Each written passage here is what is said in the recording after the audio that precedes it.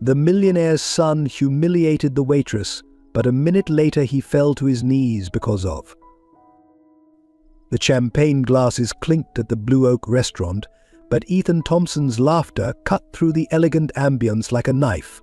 "Come on, smile for real this time," he sneered at Sarah Mitchell, the waitress whose hands trembled slightly as she held her tray. With a job like this, who wouldn't be miserable? His friend's cruel laughter echoed as Sarah stood frozen, dignity crumbling under their wealthy contempt. Then William Thompson's commanding voice silenced the room. "That's enough, son."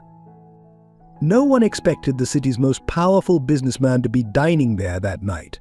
No one predicted how his intervention would shatter his son's privileged world. And certainly no one knew this single moment would change 3 lives forever, starting with a father's most difficult decision and ending with a twist that would leave everyone speechless. Before we get into the story, comment below where in the world you are watching from today, and if you like this story, don't forget to subscribe.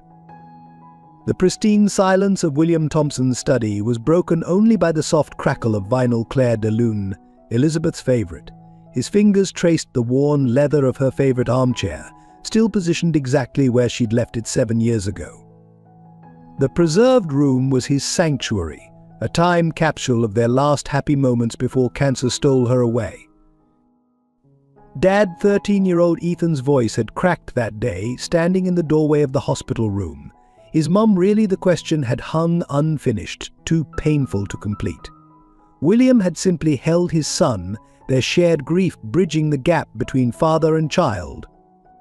Back then, Ethan had been a sensitive boy who played piano just like his mother, who helped elderly Mrs. Peterson with her groceries, who had his mother's kind eyes. But grief changes people. For William, it meant sleepless nights running a growing empire while learning to be both mother and father. For Ethan, it meant a slow hardening of the heart, a gradual transformation that William watched helplessly. The piano gathered dust. The kind eyes grew cold. "You need to let him feel it," William's sister had advised. Boys process grief differently, but William knew it wasn't just grief, it was the void they both felt, the absence of Elizabeth's gentle guidance. He buried himself in work, building Thompson Enterprises into a corporate giant, while Ethan buried himself in privilege, using wealth as a shield against pain. The headaches started 3 months ago. William had dismissed them at first: stress, lack of sleep, the usual excuses.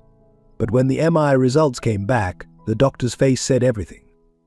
6 months, maybe a year with treatment. The words echoed in his mind as he sat in his wife's preserved room.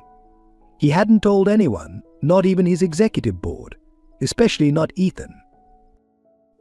William, his assistant's voice crackled through the intercom. "Catherine Pierce is here to see you." Catherine Pierce, daughter of his biggest competitor and Ethan's ex-girlfriend. The relationship had ended messily 6 months ago, another symptom of Ethan's spiral into arrogance. William straightened his tie, tucking away the old photograph of Elizabeth he'd been holding. "Send her in, Martha." Catherine entered with practiced grace, her designer heels clicking against the hardwood floor. "Mr. Thompson, thank you for seeing me." Her smile was perfectly crafted, but her eyes held something calculating. "I wanted to discuss the merger proposal personally." "Your father's proposal? You mean?" William gestured for her to sit. "I wasn't aware you were involved in Pierce Industries operations." "Things change," she replied smoothly. "Speaking of change, I heard about what happened at the Blue Oak. Poor Ethan must be devastated, being cut off like that." William's expression remained neutral. "My son's financial situation is a private family matter." Of course, Catherine leaned forward slightly. "But surely you see how this affects both our companies. The merger would benefit everyone. Ethan could return to his rightful place, and perhaps," she paused deliberately, "we could rekindle certain personal connections as well." The implied manipulation was clear. William felt a familiar throb behind his eyes, another headache coming on. "Ms. Pierce, let me be direct. Neither my company nor my son are bargaining chips. The merger isn't happening." Catherine's mask slipped slightly. "You're making a mistake. That waitress you hired, Sarah Mitchell, is it? She's hardly qualified for corporate work. It's causing quite a stir." "Miss Mitchell's qualifications are not your concern," William stood, signaling the end of the meeting. "And neither are my reasons for hiring her."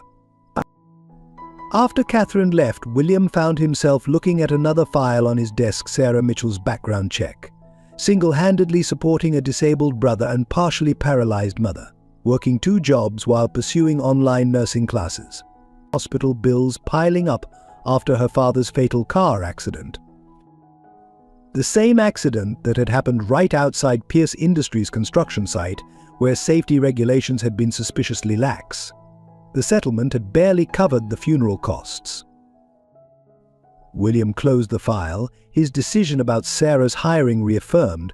He'd recognized something in her that night at the restaurant, not just resilience, but the same quiet strength Elizabeth had possessed.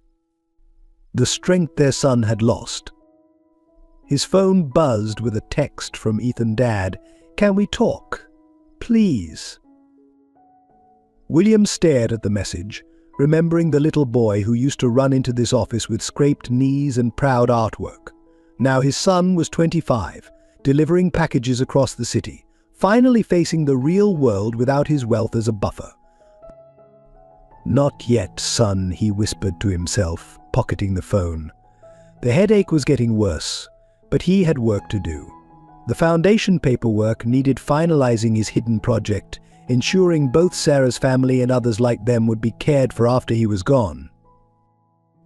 The vinyl record finished playing, Claire de Lune's final notes fading into silence.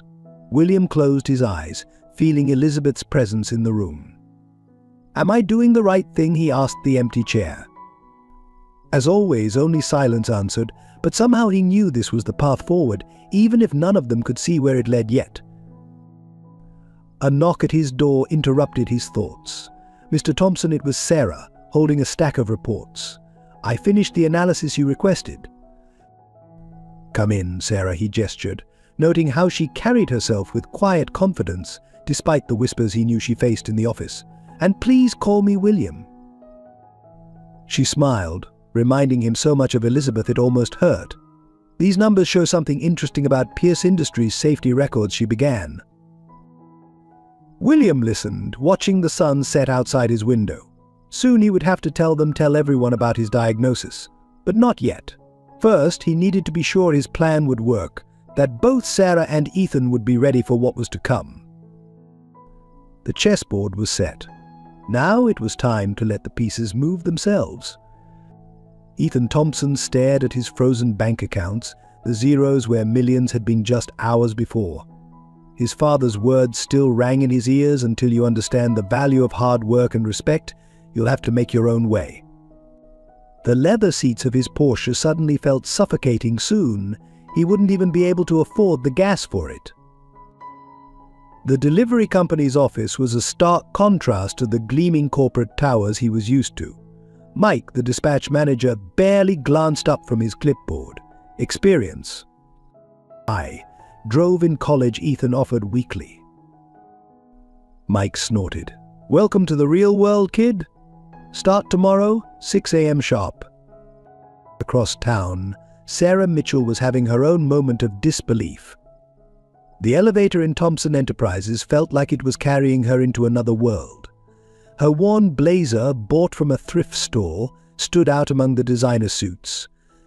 Her mother's voice echoed in her mind, "Are you sure about this, honey? People like us don't usually." But William Thompson had been insistent. "Your perspective is exactly what this company needs," he'd said. Now, standing in the pristine corporate office, Sarah wondered if he'd been right. Well, her voice dripped with false sweetness. "If it isn't our new diversity hire," Catherine Pierce stood blocking Sarah's path, perfectly manicured hands crossed over her Chanel suit. "How's the view from the other side of the serving tray?" Sarah straightened her spine. "Better than the view of someone else's success making them bitter, Ms. Pierce." Catherine's eyes narrowed. "Watch yourself, waitress. Some of us actually earned our place here." The exchange was interrupted by William's arrival. "Sarah, perfect timing. I need your insight on the Anderson account." As they walked away, Catherine's glare burned into Sarah's back.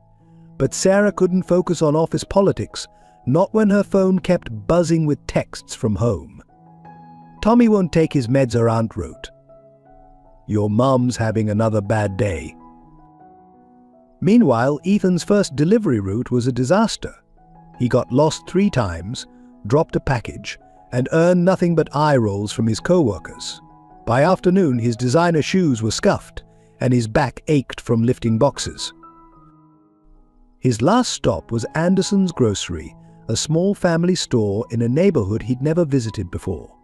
Mrs. Anderson, a woman in her 70s, watched him struggle with a heavy box of supplies.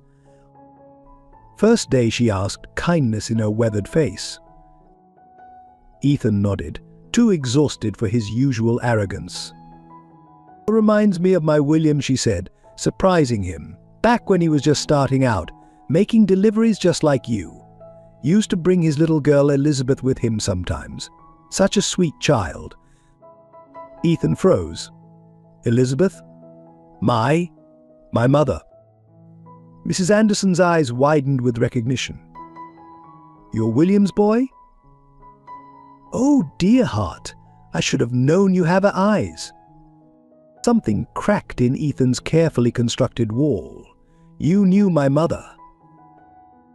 "She used to play piano at the church down the street." Mrs. Anderson smiled sadly. "Even after your father's business took off, she'd still come by, help me stock shelves, play for the Sunday service. Such a kind soul." Ethan sank into a chair, memories flooding back his mother's hands guiding his on piano keys, her laugh when he hit wrong notes, her gentle corrections when he was unkind to others. "What happened to you, sweet boy?" Mrs. Anderson asked softly. "Your mother raised you to be better than what I saw at that restaurant." Shame burned hot in Ethan's chest. I lost my way after she died." "We all lose our way sometimes." She patted his hand. "The question is, what are you going to do about it now?" Back at Thompson Enterprises, Sarah was discovering her own challenges. The quarterly reports revealed disturbing patterns in Pierce Industries' business practices, patterns that reminded her too much of the accident that had torn her family apart. These safety violations, she showed William, they're systematic. And the settlements, they're buying silence. William nodded gravely, just like with your father's accident. Sarah's head snapped up. "You know about that." "I make it my business to know," William replied, sliding a folder across his desk. "Perhaps you'd be interested in heading up our new corporate responsibility initiative." Before Sarah could respond, Catherine burst in. "William, the board is concerned about your recent decisions. Promoting an inexperienced waitress? Cutting off your own son? Pierce Industries' merger offer won't wait forever." "Neither will justice, Ms. Pierce." William's voice was steel. "Sarah, please share your findings about those safety records." Catherine's face paled as Sarah presented the evidence. When she fled the office, William turned to Sarah with a tired smile. "Well done. But be careful, she won't take this lightly." That evening, as Sarah visited her mother in the rehabilitation center, she was surprised to find the bills had been mysteriously paid. The nurse just smiled. "Let's just say you have a guardian angel, dear." And in a small grocery store across town, Ethan sat at an old piano in the back room, his fingers remembering notes his heart had forgotten, while Mrs. Anderson listened and remembered a young woman who would have been proud to see her son finding his way back to himself. The sun set on a day of revelations, each character unknowingly moving closer to the truth that would soon change everything. William watched from his office window, another headache building, knowing his time to set things right was running short. In the soft glow of evening light, William Thompson stood in Elizabeth's preserved room, his fingers trailing over the piano keys she once played. The room remained exactly as she'd left it, her reading glasses still perched on her favorite novel, her gardening magazine open to an article about roses she'd never get to plant. The vinyl record player softly played Moon River, their wedding song. "I don't know if I'm doing the right thing, Lizzie," he whispered to the empty room. His head throbbed, a constant reminder of the ticking clock. The latest scan results lay hidden in his desk drawer downstairs. The tumor was growing faster than expected. A gentle knock interrupted his reverie. Mr. Thompson, Martha, his assistant of 20 years, stood in the doorway. "Your son is here." William quickly wiped his eyes. "Tell him I'm in a meeting." Sir Martha hesitated. "He's been waiting for 3 hours. And downstairs, Ethan sat in the lobby, still in his delivery uniform, clutching a small paper bag. Inside was a piece of Mrs. Anderson's apple pie, his mother's recipe, she'd said. He'd been delivering there daily now, learning bits and pieces about the mother he'd tried so hard to forget. Meanwhile, Sarah was working late, poring over old company records. Something about the Pierce Industries pattern bothered her. The accidents, the settlements, they all started exactly 7 years ago, right after Elizabeth Thompson's death. A notification popped up on her computer, an email from an anonymous source. Inside were hospital records, specifically Elizabeth Thompson's final days. Sarah's heart stopped as she read the oncologist's notes: patient's rapid decline, potentially linked to experimental treatment administered at Pierce Medical Research Facility. Finding something interesting. Sarah jumped. Catherine Pierce stood in the doorway, her smile razor sharp. "You really should be more careful about staying late alone." "What do you want, Catherine?" "Just offering friendly advice. Drop the investigation. Some doors are better left closed." Catherine's voice hardened. "Or should we discuss your brother's art therapy sessions? Would be a shame if his funding suddenly disappeared." Sarah's hands trembled, but her voice remained steady. "Are you threatening a disabled child?" "I'm protecting my family's interests, just like you should protect yours." After Catherine left, Sarah sat in the darkened office, tears threatening to fall. Her phone buzzed a text from her brother Tommy. "Look what I drew today." The attached photo showed a surprisingly detailed sketch of their father, drawn from an old photograph. In the preserved room, William finally emerged to find Ethan gone, the pie left on his desk with a note: "Mrs. Anderson says you used to love this. Remember when Mom would make it every Sunday?" William's hand shook as he picked up the note. The headache intensified, and suddenly the room spun. He grabbed his desk for support, knocking over a stack of files. As papers scattered across the floor, one caught his eye: a letter from Elizabeth he'd never seen before, dated just before her death. "My dearest William, if you're reading this, Robert Pierce's miracle treatment didn't work. Don't blame yourself, it was my choice. But please protect our boy. Don't let him become hard like them. He has my heart, even if he's forgotten it." William sank into his chair, the truth he'd buried for 7 years surfacing like a drowning man gasping for air. Robert Pierce had promised a cure, an experimental treatment that might save Elizabeth. But it had only accelerated her decline, and in his grief, William had signed the settlements, buried the truth, focused on building his empire instead of healing his son. The same son who now spent his evenings playing piano at Mrs. Anderson's store, rediscovering pieces of his mother's legacy. Sarah was leaving the office when she heard music coming from the company's empty reception area. Tommy sat at the grand piano, his fingers dancing across the keys while an elderly janitor watched in amazement. "He just asked if he could try it," the janitor explained. "I've never seen anything like it." Sarah watched in wonder. Tommy had never shown any interest in music before. "Where did you learn that?" "The nice man taught me," Tommy smiled. "The one who visits Mom at therapy. He plays just like this." Sarah frowned. "What nice man?" Before Tommy could answer, William appeared, steadying himself against the wall. Sarah, a moment, please." In his office, William handed her a folder. "Your father's accident wasn't an accident. Pierce Industries has been testing experimental treatments without proper protocols for years. Elizabeth was one of their first victims." Sarah's world tilted. "Why are you telling me this now?" "Because," William's voice cracked, "I need your help to make it right. But first, there's something you should know about my condition." Before he could continue, Ethan burst in, his face pale. "Dad, I just saw your MRE results in Martha's office. Why didn't you tell me?" The three stood in frozen tableau, secrets threatening to spill over like a dam about to break. Outside, Tommy continued playing the piano, the melody of Moon River floating through the empty halls like a ghost of memories past.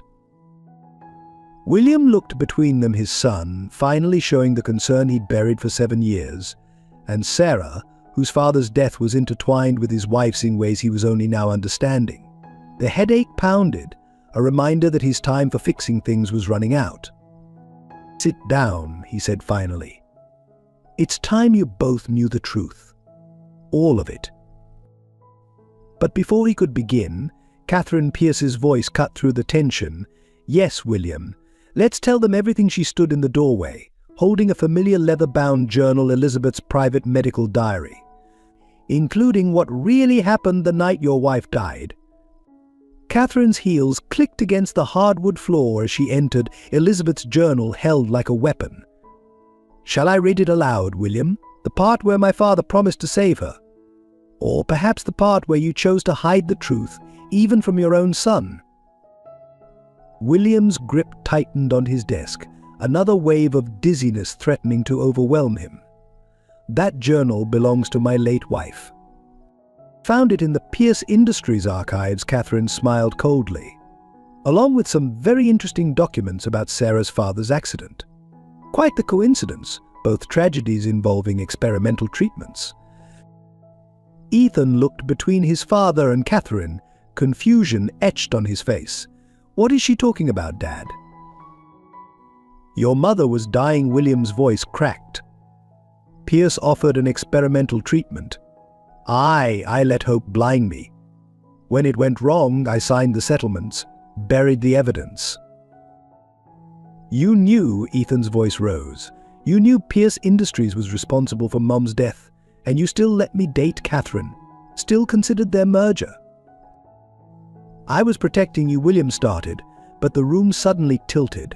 He grabbed his chair, his vision blurring. "Dad," Ethan's anger transformed to concern. "I'm fine." William waved him off, but Sarah was already at his side, her nursing training kicking in. "Your pulse is racing," she said quietly. "When was your last MRI?" "Last week," Catherine interrupted. "Stage 4 glioblastoma. Isn't that right, William? Just like Elizabeth's cancer, spreading faster after the experimental treatment. History repeating itself." "Get out." Ethan's voice was ice.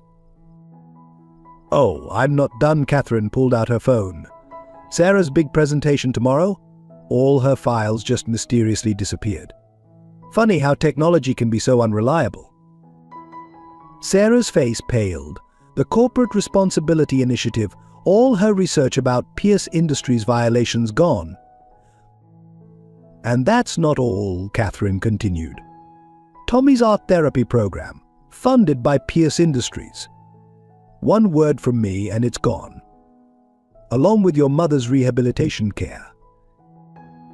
"You vindictive little..." Ethan started forward, but Sarah caught his arm.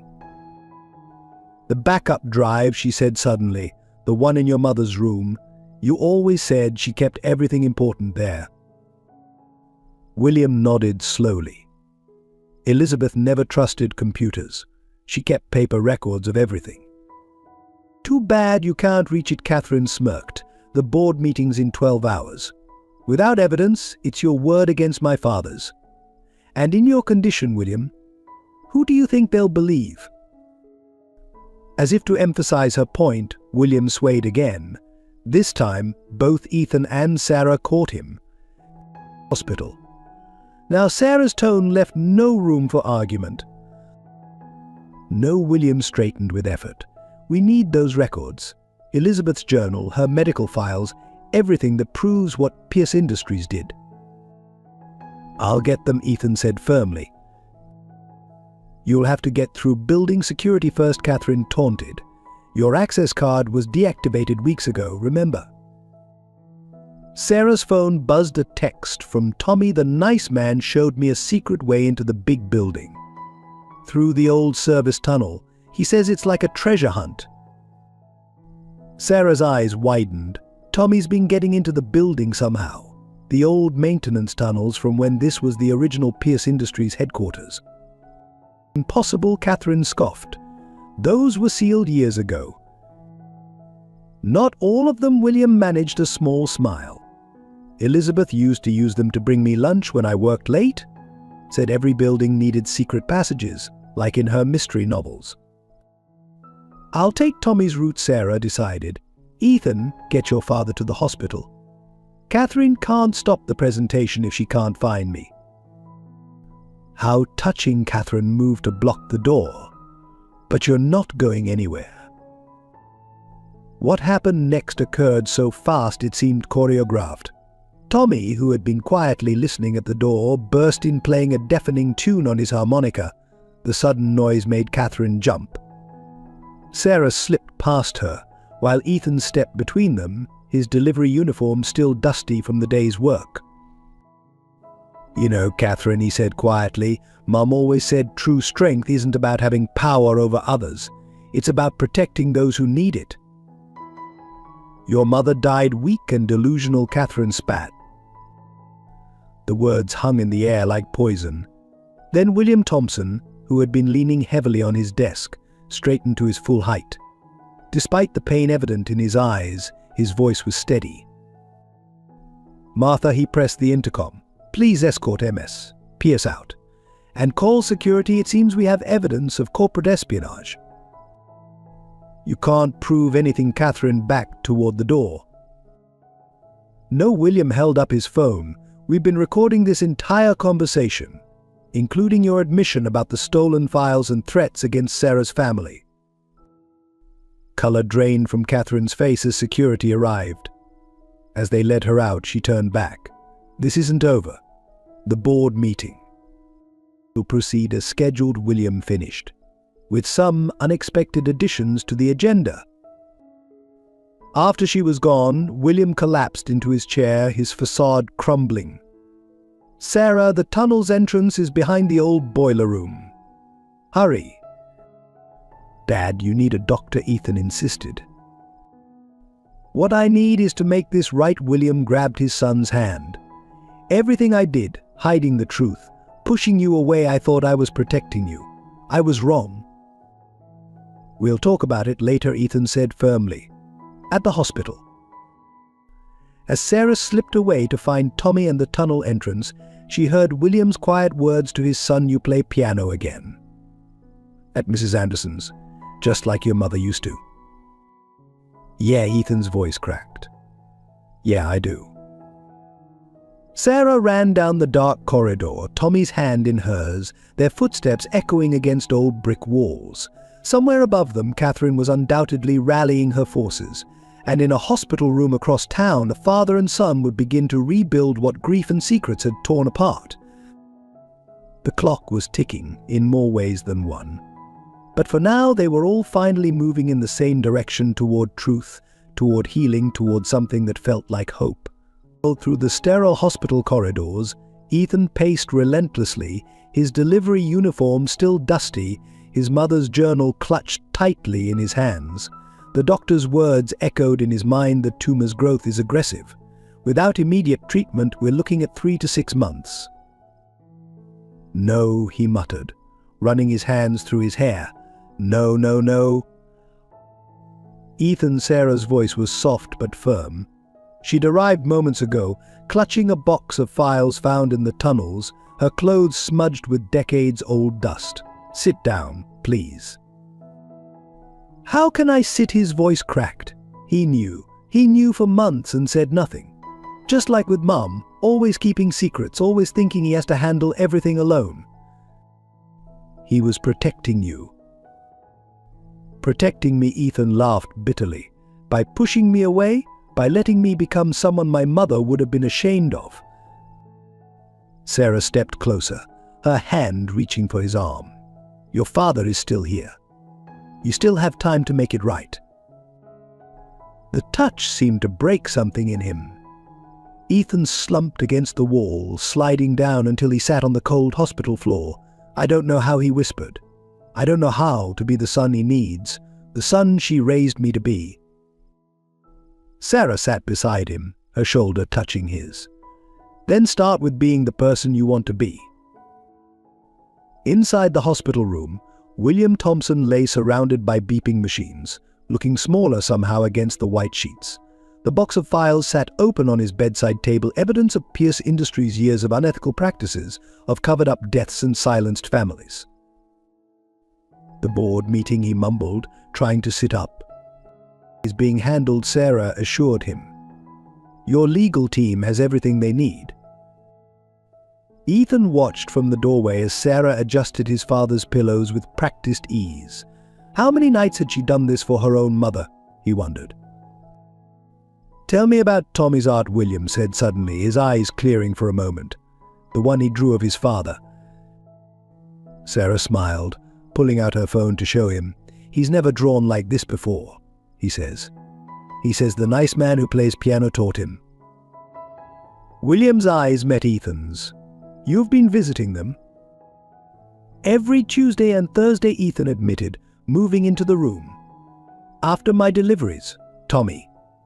He reminds me of myself, before he swallowed hard, before Mum died. Elizabeth would be proud, William whispered, of both of you. The moment was interrupted by a nurse bringing in a wheelchair. Time for your testing, Mr. Thompson. As they wheeled William away, Ethan turned to Sarah. Come with me. There's somewhere we need to go. The nursing home was quiet in the late afternoon light. Elderly residents sat in the common room, some watching TV, others playing cards. Mrs. Anderson was there, visiting her sister. Ethan, she called out warmly. And this must be Sarah. William's told us so much about you. He has. Sarah looked surprised. Oh yes, dear. He visits every Sunday, plays chess with Mr. Jenkins here, brings fresh flowers for everyone. Mrs. Anderson smiled. Started right after your father's accident. Said something about making amends, though I never quite understood what he meant. Ethan's hands found the piano keys, and soft music filled the room. Residents stopped their activities, turning to listen as Moon River floated through the air. That was your mother's favorite, Mrs. Anderson told Sarah. Elizabeth used to play it here too. Sarah watched as the elderly residents swayed to the music, some wiping tears from their eyes. One old woman approached her, patting her hand. You look just like your father, dear. He used to fix our cars for free, you know. Such a kind man. The pieces were falling into place. William's secret visits, the paid medical bills, the mysterious piano teacher for Tommy. All this time, he'd been trying to weave their broken families back together, even as his own time was running out. He's been preparing for this, Sarah realized, making sure everyone would be taken care of. Ethan's music faltered. Why didn't he just tell us? Some things, Mrs. Anderson said gently, are better shown than told. As the sun set, casting long shadows through the nursing home windows, Ethan continued to play. Sarah sat beside him on the bench, her shoulder against his, while the elderly residents shared stories about Elizabeth Thompson's kindness, about Sarah's father's generosity, about William's quiet visits. I've been so angry, Ethan whispered between songs. At him, at myself, at the world. I forgot how to just feel.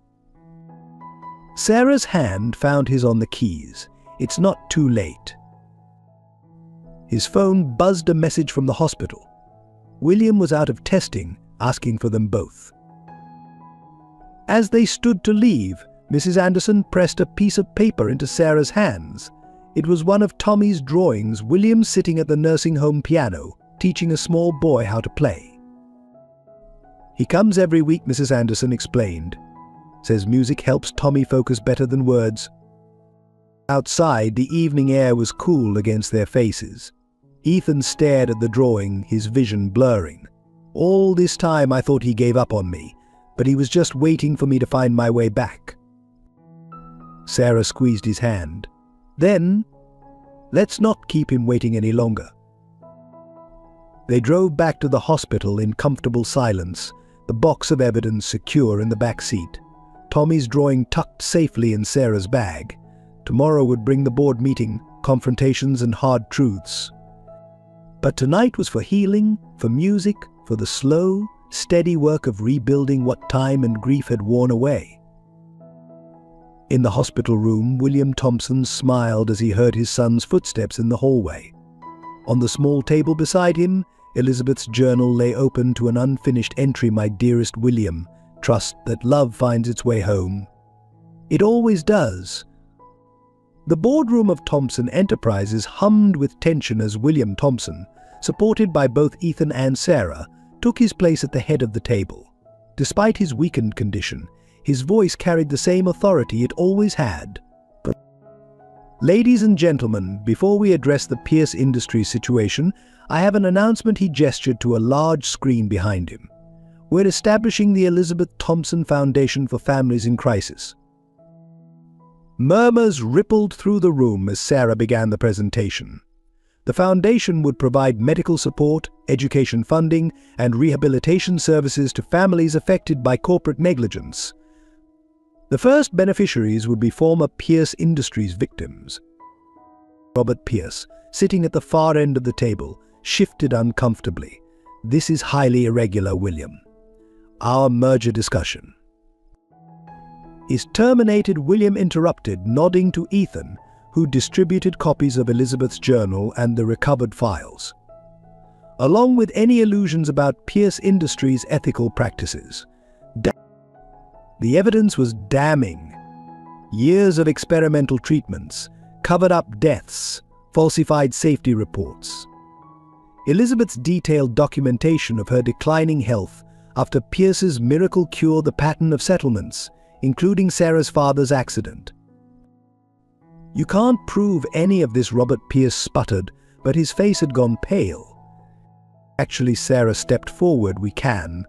My father wasn't just a mechanic, Mr. Pierce. He kept records of every vehicle he serviced, including the faulty brake systems your company knowingly installed." The boardroom erupted in chaos. As security escorted a protesting Robert Pierce out, Catherine appeared in the doorway, her composure cracking. "Daddy," her voice sounded young, lost. "What's happening?" "The truth," Ethan said quietly. "Something both our families forgot about long ago." Later that afternoon, William sat in his old Mustang, the one he'd kept in storage since Elizabeth's death. Ethan was behind the wheel, carefully navigating them toward Mrs. Anderson's store. "Mom loved this car," Ethan said, running his hand along the dashboard. "She used to say it had character." "She made me promise never to sell it," William smiled. "Said our grandchildren would need to learn to drive in something with soul." The words hung between them, the future they might not have. But before the moment could turn bitter, Sarah's voice crackled through the phone on speaker. "Tommy's ready for his first piano lesson, Mr. Thompson." They pulled up to find Tommy waiting eagerly outside the store, his art supplies scattered around him. Mrs. Anderson stood in the doorway, wiping happy tears as she watched William, leaning on Ethan's arm, make his way to the old piano. "First rule of piano," William said, sitting at the bench with Tommy, "is that music comes from the heart, not just the fingers."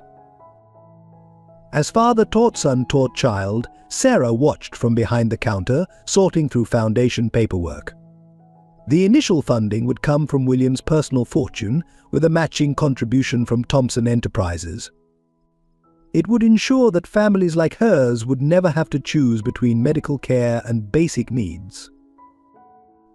"He's good with Tommy," Mrs. Anderson observed, joining her, just like Elizabeth was good with Ethan. "I wish I could have known her," Sarah said softly. "Oh, but you do, dear." Through them, Mrs. Anderson gestured to where William was guiding Tommy's small hands over the keys, while Ethan turned pages of sheet music. Love leaves echoes. The lesson was interrupted by the arrival of Sarah's mother in her wheelchair, pushed by her nurse. It was her first outing since the accident, made possible by the Foundation's Advanced Rehabilitation Program. Mum Sarah rushed to embrace her. "How did you?" William insisted. Her mother smiled. Said Sunday family dinners were a Thompson tradition. Indeed, Mrs. Anderson's back room had been transformed. A long table was set with mismatched plates and simple flowers. The smell of Elizabeth's apple pie recipe wafted from the kitchen. "We can't fix the past," William said, helping Sarah's mother to the table. "But we can build a better future. Together." As they gathered around the table, the broken pieces of two families slowly becoming whole, Ethan stood to make a toast. His hands shook slightly as he raised his glass. "To legacy," he said, looking at his father.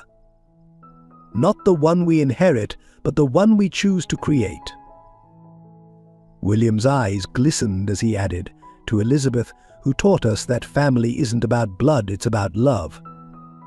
And to Mr. Mitchell, Sarah joined in, "Who showed us that integrity matters more than profit." "To new beginnings," Mrs. Anderson concluded, as Tommy played a soft melody in the background. Later, as the sun set and the first stars appeared, William took out an old photo album. Inside were pictures of Elizabeth at the piano, of young Ethan learning to drive the Mustang, of Sunday dinners from years past. "I've been adding to it," he said, showing them recent photos, Tommy's artwork, Sarah's mother's first steps in therapy, Ethan playing at the nursing home. "The story isn't over. It's just changing." As if to emphasize his point, Tommy suddenly called out from the piano, "Look, I can play it." The first notes of Moon River filled the room, slightly hesitant but full of heart. William leaned back, watching his legacy unfold in ways he never expected but somehow always hoped for. The foundation would be his final gift to them all, not just financial security, but a purpose, a way to turn past pain into future hope. Outside, the old Mustang sat gleaming in the dying light, waiting for new adventures and fresh stories to tell. Inside, two broken families continued the slow, beautiful work of becoming whole. The autumn leaves danced around the Mustang as Ethan drove his father to another round of chemotherapy. William had insisted on taking the old car, saying something about how its engine's rumble made him feel stronger. But today his hand trembled as he reached for the door handle. "The latest scan results," William said quietly, pulling an envelope from his jacket. "I wanted you to see them first." But Ethan's heart clenched as he read the report. The tumor had grown despite treatment. 4 months had become 3, maybe less. His fingers tightened on the steering wheel until his knuckles turned white. "We'll find another treatment," he insisted. "There must be something." Son William's voice was gentle but firm. "I've made my peace with this. Now I need you to do something much harder.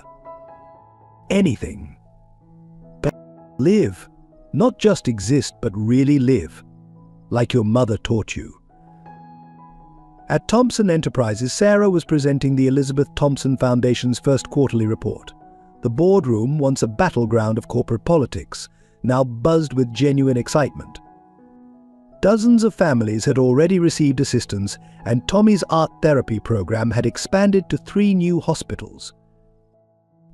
And this, Sarah clicked to the next slide, showing a familiar building, is our newest project, the Elizabeth Thompson Center for Arts and Healing. The old Pierce Industries research facility would be transformed into a community center, offering everything from music therapy to rehabilitation services.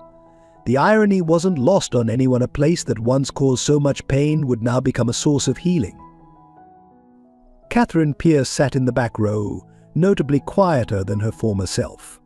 After her father's arrest, she'd surprised everyone by approaching the foundation, offering to testify about Pierce Industries' practices and donate her inheritance to the cause. "My father taught me that power means never having to say sorry," she'd told Sarah. "Your family taught me that true strength lies in making things right." The presentation was interrupted by Tommy bursting into the room, waving a piece of paper. "Look what I drew." The artwork showed William teaching a group of children at the nursing home piano, their faces lit with joy. The detail was extraordinary, every wrinkle on the residents' faces, every key on the piano rendered with loving precision. "It's perfect for the center's entrance hall," William said from the doorway, leaning on Ethan's arm. Despite his pallor, his eyes sparkled with pride. Later that afternoon, they gathered at Mrs. Anderson's store for what had become their regular Sunday tradition. The back room piano had been joined by an easel for Tommy, a comfortable recliner for Sarah's mother, now taking her first steps with a walker, and countless photos covering the walls. "I remember when this room was just storage," Mrs. Anderson mused, setting out Elizabeth's apple pie. "Now it's full of life again." William sat at the piano, his fingers moving slower than before but still finding the right notes. As Moon River filled the room, Ethan noticed his father's hands shaking. "Maybe you should rest," he suggested. "Some things are worth being tired for," William replied, then called Tommy over. "Come here, young man. Time for your next lesson." As Tommy settled beside him on the bench, William pulled out an old sheet of paper, Elizabeth's original handwritten arrangement of Moon River. "Your mother wrote this for me when we were young," he told Ethan. "Said some songs need to be passed down, like family recipes." Sarah watched from across the room, holding her mother's hand as she took tentative steps with her walker. "He's getting weaker," her mother observed quietly. "I know," Sarah whispered, "but he's also getting stronger in other ways." Indeed, William seemed to draw energy from teaching Tommy, from watching Sarah's mother's progress, from seeing Ethan return to the person he was always meant to be. Each moment of joy seemed to push back against the growing shadows. The afternoon light turned golden as William finally stood from the piano, swaying slightly. Ethan caught his arm, but William waved him off, asking everyone to gather around. "I have something to share," he announced, pulling out a thick envelope. "The final papers for the Elizabeth Thompson Center, but with one small change." He handed the documents to Sarah. Her eyes widened as she read. "The Sarah Mitchell Wing for Family Rehabilitation.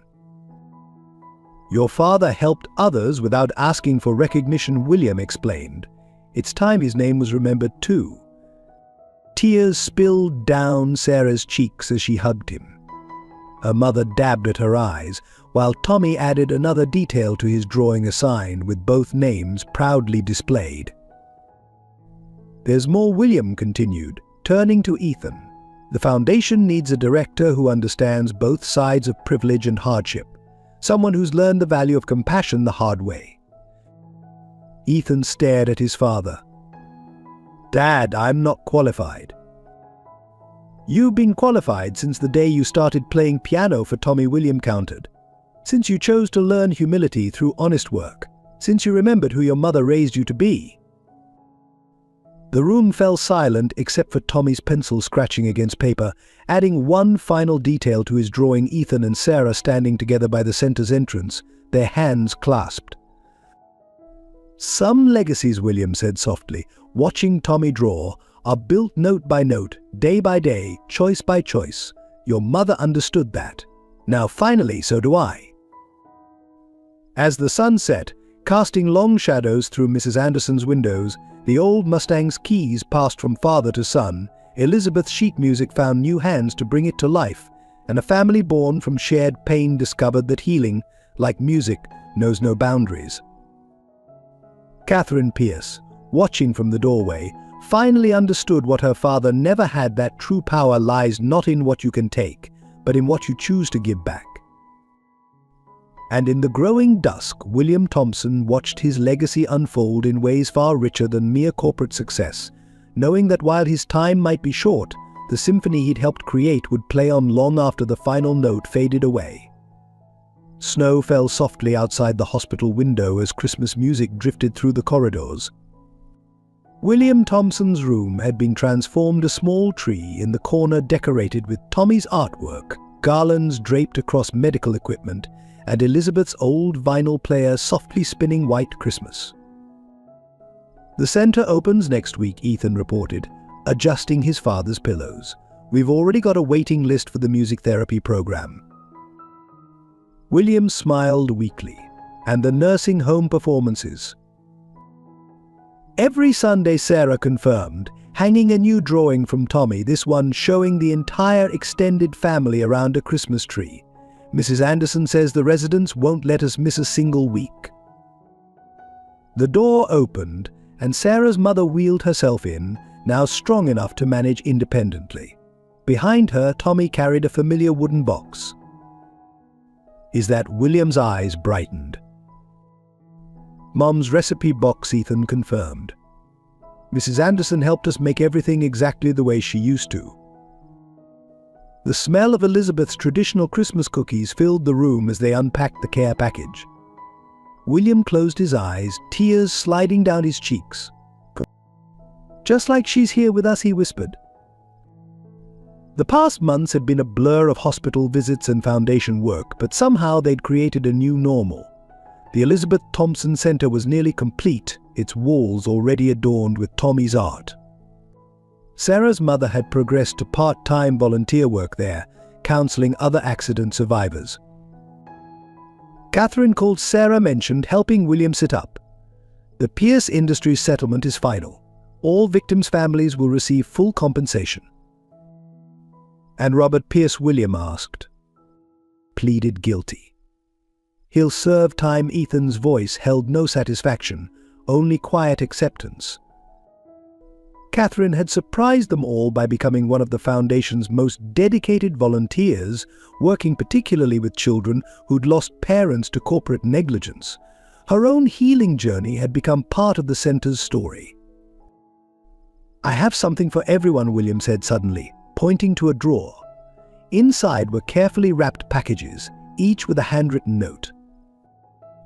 "Dad, Christmas isn't until next week," Ethan protested.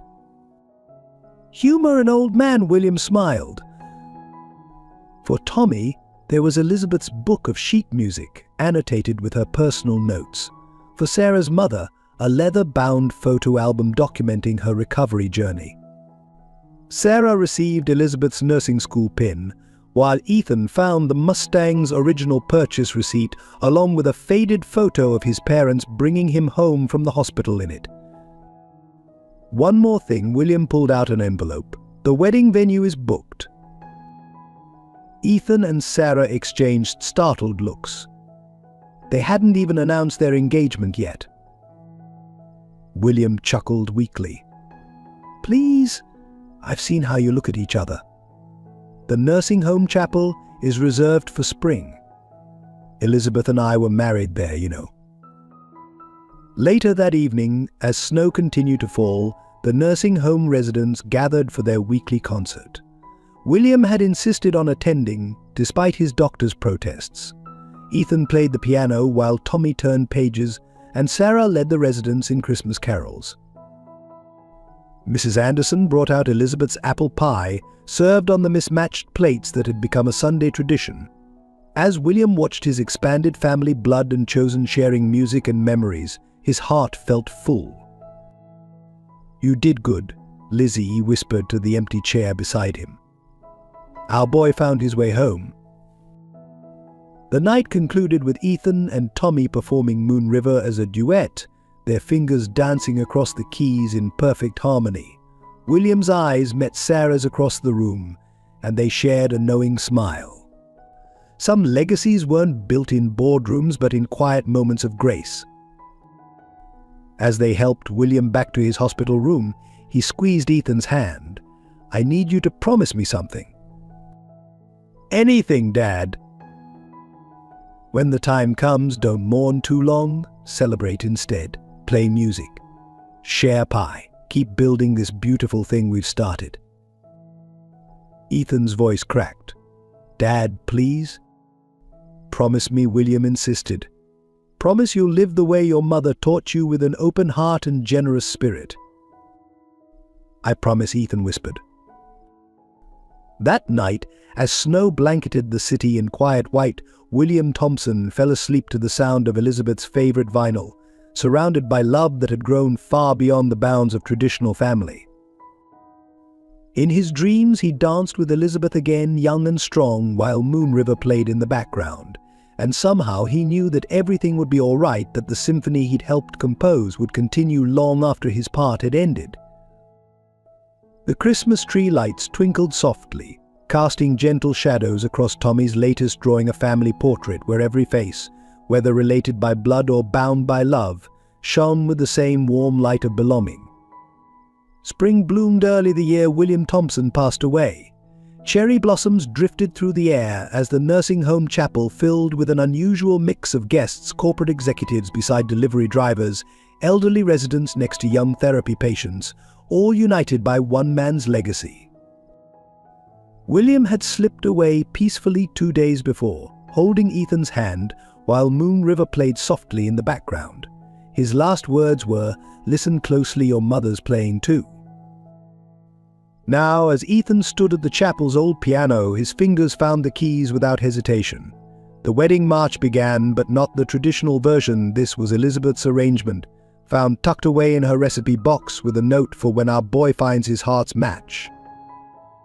Sarah walked down the aisle in Elizabeth's restored wedding dress, carrying a bouquet of roses from Mrs. Anderson's garden. Tommy preceded her, proudly bearing the rings, while Sarah's mother watched from her walker, tears of joy streaming down her face. The chapel walls were covered with Tommy's artwork scenes of their unconventional family's journey. The centerpiece was a large portrait of William and Elizabeth in their youth, dancing in front of this very same altar. Dad planned everything Ethan had discovered, finding detailed instructions in William's study, right down to the mismatched plates for the reception. Even Catherine Pierce was there, quietly helping Mrs. Anderson arrange Elizabeth's apple pies on those beloved plates. Her own journey of redemption had become part of their story. The ceremony was simple but profound. The elderly chaplain who had married William and Elizabeth 40 years ago spoke of love's power to heal and transform. Some families, he said, are born. Others are built choice by choice, act of kindness by act of kindness.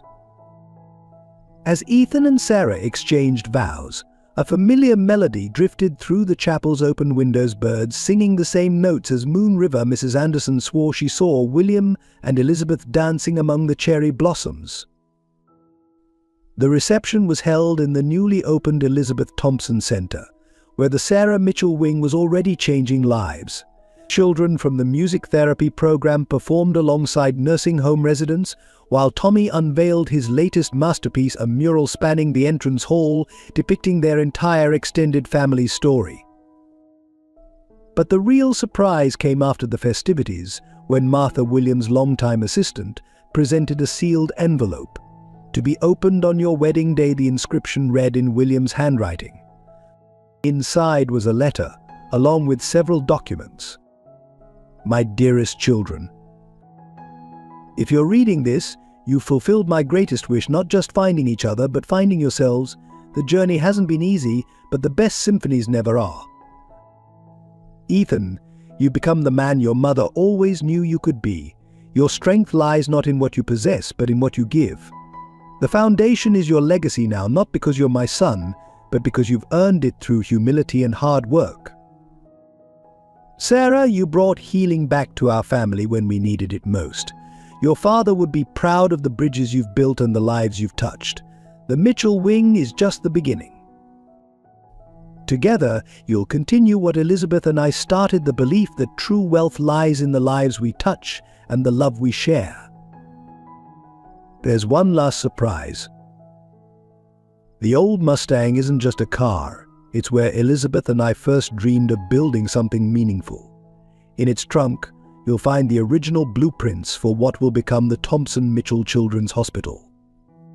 Elizabeth drew them herself, dreaming of a place where healing would be available to all.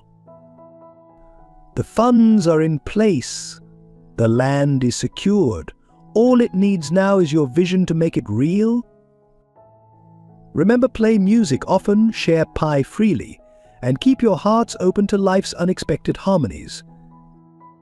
All my love. Dad. P.S. Check behind the preserves in your mother's recipe box. She left something for this day too. As Ethan and Sarah drove away in the old Mustang, now decorated with wedding ribbons, they found Elizabeth's own letter written decades ago. To my future daughter-in-law. Welcome to our family's symphony. Take care of my boy's heart. It's bigger than he sometimes remembers. And remember, love is like music. It needs both harmony and discord to grow stronger. With all my love. Elizabeth. P.S.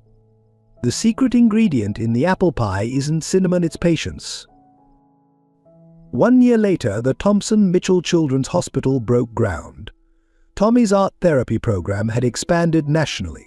Sarah's mother led support groups for accident survivors. The nursing home choir, accompanied by Ethan, performed weekly concerts in the hospital gardens. And in Mrs. Anderson's back room, now officially designated as the family room, a new generation learned Moon River on the old piano. The mismatched plate still came out every Sunday, and Elizabeth's apple pie recipe continued to work its magic.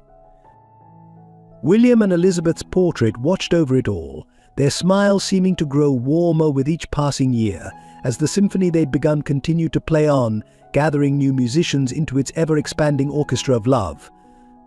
In the gentle twilight of our lives, we discover that legacy isn't measured in bank accounts or business empires, but in the quiet moments we weave into the tapestry of others' lives.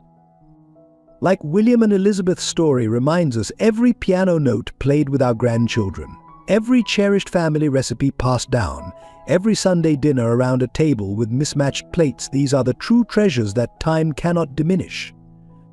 As we age, we learn that our greatest achievements aren't the deals we closed or the fortunes we built, but the bridges we mended, the hearts we healed, and the love we nurtured even when grief threatened to overwhelm us.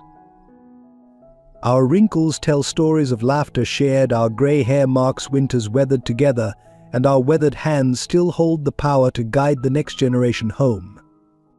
Remember, dear friends, you haven't just lived a life, you've composed a symphony that will echo through generations, teaching them that true wealth lies not in what we possess, but in what we give away.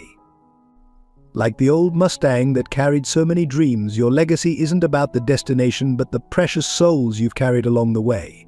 So let your wisdom flow like Moon River, winding through the lives you touch, knowing that every act of kindness, every shared story, every moment of forgiveness adds another beautiful note to the endless song of family love and healing that transcends time itself. If this story touched your heart, please don't forget to subscribe to our channel for more heartwarming tales of family and redemption. Share with loved ones who need to hear this message, especially those feeling lost or alone. Hit the like button and tell us in the comments below what family tradition means the most to you. Together, let's keep spreading love and healing.